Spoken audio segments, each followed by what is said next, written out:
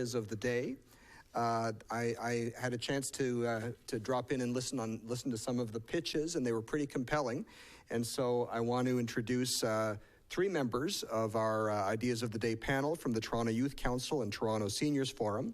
So we have John David Stewart, we have Adina Lebeau, and we have Riley Peterson. So, and I think John David Stewart is going to begin with the first of five distinguished awards that are going to be given out. Over to you, sir. Thank you very much. I think I've got the microphone settled. Okay. The award is from a very good idea. The idea really is, in essence, to continue something like today, not in terms of a meeting, but an innovation website for the city so that people can either go to that website by electronic means or to send them in, and that there be some funding for people to explore these ideas.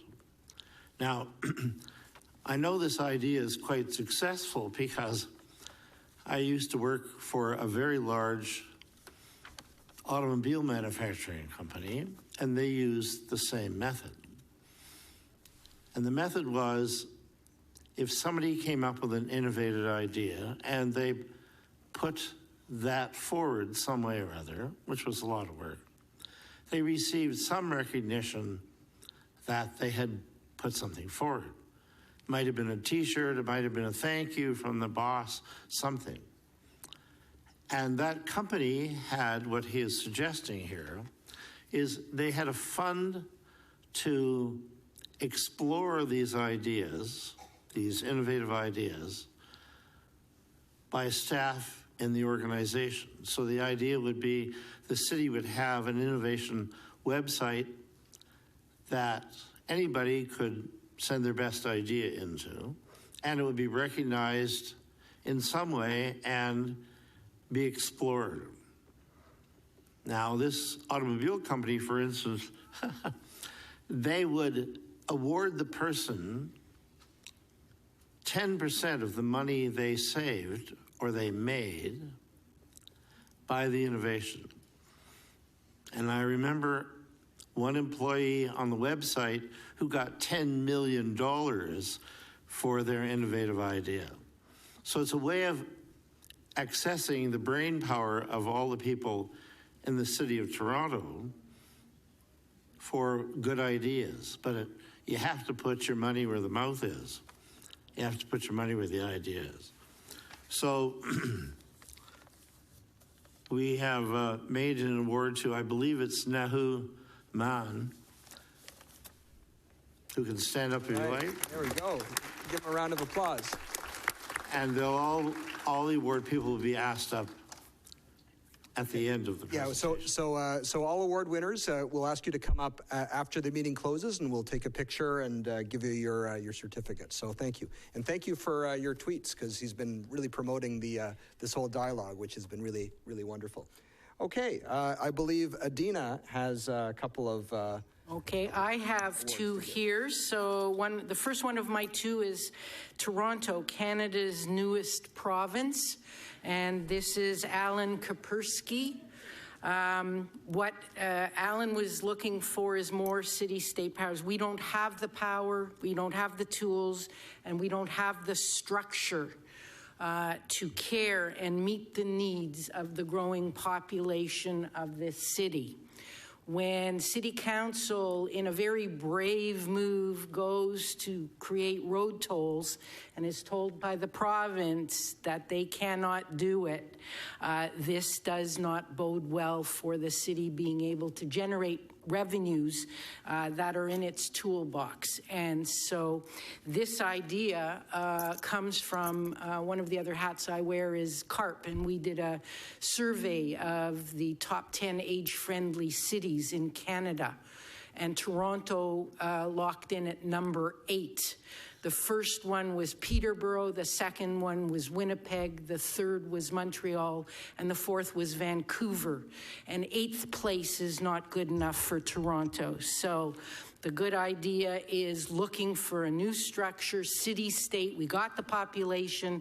We're the 6th biggest province if you put provincial budgets online, and we need to take care of our people. So, Alan, very good. The next And the winner, the name of the winner. the winner was Alan Kapersky. Oh, I'm sorry. Alan Kapersky, thank you very much. All right, there's Alan up there. There you go, yeah.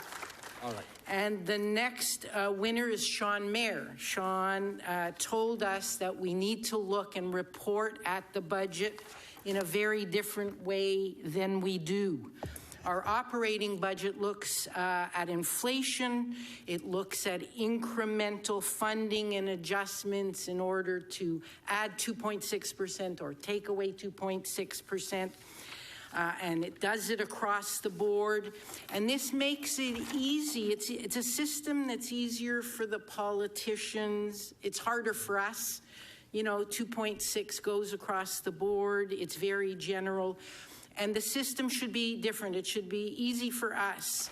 And it's going to take a little harder work and more intricate detail from the City Hall staff to take a look at, you know, what would the cost be to build 10,000 more social housing units?